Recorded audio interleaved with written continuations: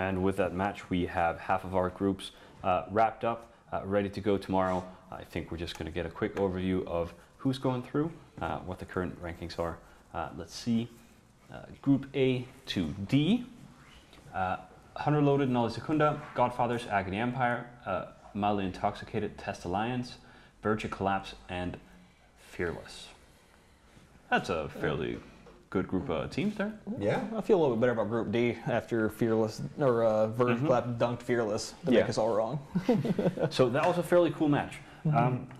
We saw them go for the Thrashers first. So the first thing they did was they singled out the Destroyers. Why choose those ships exactly? They ran out of jams, I think, because you saw the first, I think, 2 Thrashers didn't have any jams on them at all, so they tried to burn them down real quick before they picked off those Griffins.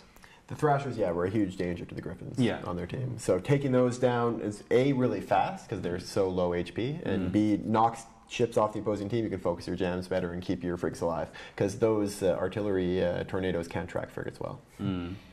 Yeah, but it was really awesome.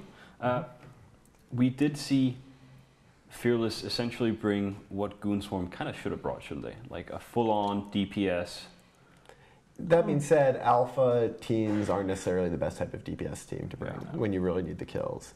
It's an interesting team. It would have been, if they'd gotten first locks, they would have done great, I think. If they'd gotten locks on the ECM ships before the ECM ships locked them, they would have been in great shape. But getting locks ahead of a Griffin is hard. That's one of the things that's great about the war frigates, Griffins, Kitsunes.